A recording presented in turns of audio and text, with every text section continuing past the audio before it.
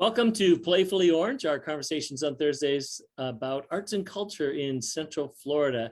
My guest today is Robert Carpenter, the principal tuba player with the Orlando Philharmonic since its founding in 1993. Welcome, Bob. Hey, thank you, Terry. It's so great to be with you. Yeah, so I see you've got one of the things that you are famous for behind you there, tuba.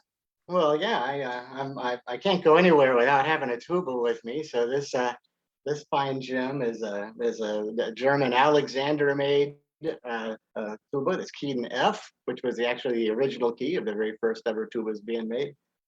So this is one of my special horns. I played a lot with the orchestra, and particularly when we play opera music. So It looks like it has 6 valves. That's kind of unusual, isn't it? well, it is. You know, if you can't hit all the notes with your 4 or 5 bounce, you had to have the 6. You know, just to make it a little bit easier. So you know, it's like counting your, using your toes to count. So yeah, with the 6 valves, the real answer is I don't have to pull valves while I play. It gives me some other alternative ways to play. I play in tune without a lot of work. And where have you more recently played that? Well, actually, as a matter of fact, last week I played this. We played with Andres Bocelli for a couple of nights. Once in the arena here in Orlando, and we went down to Miami and played in the arena there, which is just awfully thrilling to be a musician on a stage with thousands and thousands of adoring fans in an arena. So that's what we got to do, and this was the right instrument for that particular concert. I imagine a lot of them were there to see you. Oh well, yeah, I'm pretty sure. Throngs of people, will show up to see a tuba. That's one of the smartest things you can do is make sure there's a tuba on your concert. Mm-hmm. So I know you have more than that tuba. How many tubas do you have?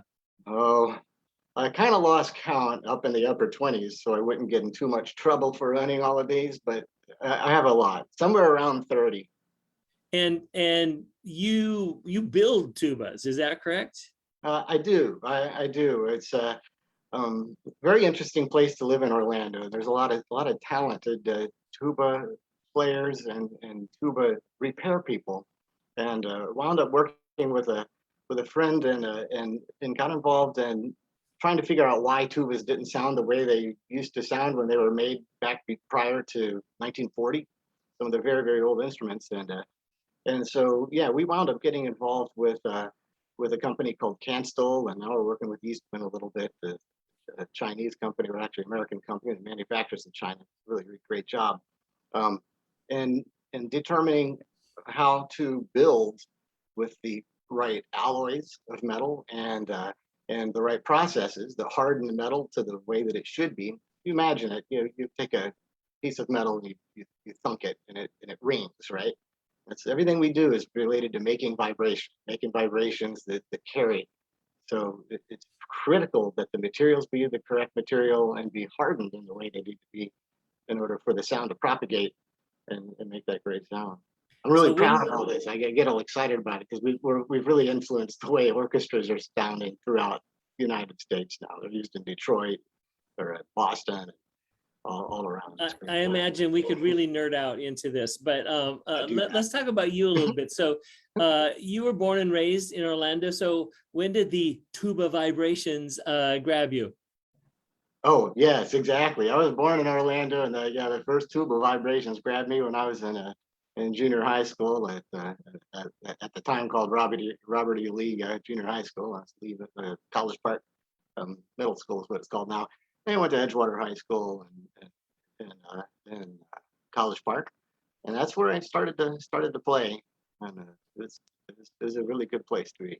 And so you joined the middle school band by like going, I want that one. It's big, or how did that happen? Oh no, and this is a classic. This classic story. You'll ask a lot of tuba players around the world have something similar. They either show up late, or can't do anything else. I showed up late because I was in a class I didn't want to be in and started skipping class. That's not going to work. I better go do something and join the band. So I went to the band room where I knew nothing about music.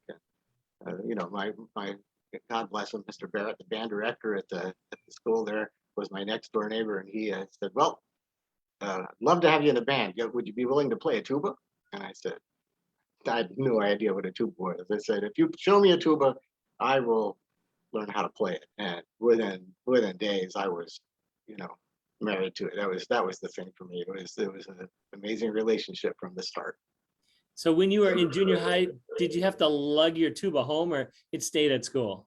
Well, here's here's the little bait and switch thing. It started out where, that here, you can take this tuba home and leave one at home and leave one at school. And all I had to do is carry around a mouthpiece. How simple is that, right? And look at me now. I'm lugging around tubas all over the place. It's a mess. Now, yeah, it was easy at first. That's how you get hooked. And you do lug those around, because I know you hop in the car and play at the different orchestras in Florida and the Southeast. So Yeah. that tell us your perspective of Orlando as an arts and cultural place in comparison with the world that you've experienced elsewhere. Oh, well, Orlando's diverse and vibrant. I'm really proud and have been proud for my whole career to be a part of arts in Orlando. Really, truly, the talent levels is incredibly high.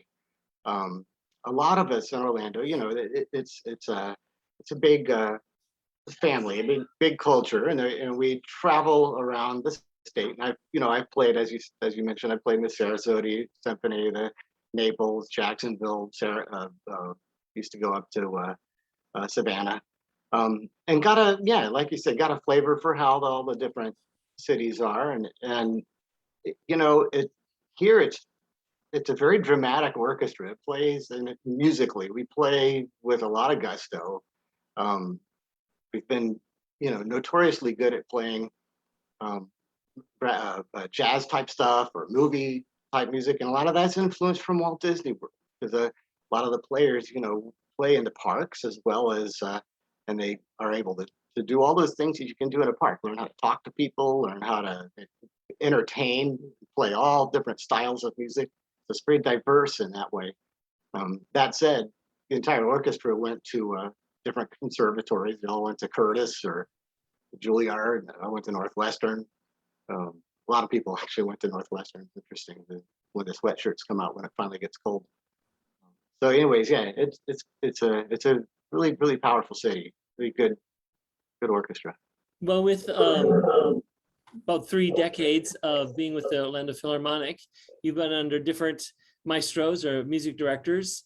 Comments about our current Eric, or how he's different than others that you've had?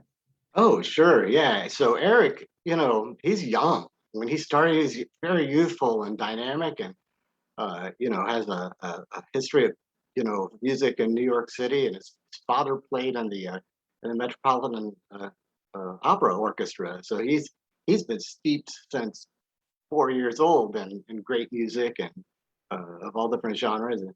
And so he's brought to Orlando, for among other things, the real expertise in the string sound, and how the strings of the orchestra can grow. And he has really made our orchestra a better orchestra since he's gotten here. I really, really appreciate that, the work he's done to improve us. He's also brought with him something that's important to Orlando Philharmonic and was before, which is composers. Next week we're playing a concert of, half of the music is new. One of them's by a fellow in Kahane called, Emergency Shelter Intake Form. It's an important piece of music culturally, and it's also great music. He's a great composer. So Eric has influenced us by continuing that tradition that we've had over time, which I think is really important, and going back to part of what makes Orlando relevant and great. One of the things that, heck, you and I used to talk about 20 years ago is the propulsion of the art form through new music, through new compositions. We've done that for years, and Eric has really propelled that. Well, when you were talking about the strength of our Orlando Philharmonic with its exuberance and entertainment understanding. I was thinking Eric is a great fit for that. Young, he's exuberant, he brings an eclectic mix of things. So seems like we got a good fit there. And that is about our time. So I really enjoy talking to you, Bob. And we'll look for you at the Gershwin emergency intake form, new music concert, whatever you have on the 8th. Also, Gershwin's Piano Concerto in F with orchestra, and America the Beautiful, my G. A great concert. Yeah. And I'll be easy to find. I'll have a big, shiny, huge tuba, so I'll be easy to find. Okay. Like always. And that's going to be at the Calvary Church there on Clay in Winter Park, right? That's right. That's right. Great. Well, thank you for joining us today, Bob, and keep up the blowing the big horn. Hey, thanks, Terry. It's so great talking to you. All right. And thank you everyone for watching. This is Playfully Orange, our conversations about arts and culture here in Central Florida. I also do Diverse Orange on Tuesdays, talking about diversity here in Central Florida. So everybody have a great week. Have a happy holidays and a great and prosperous new year. Thanks. Bye.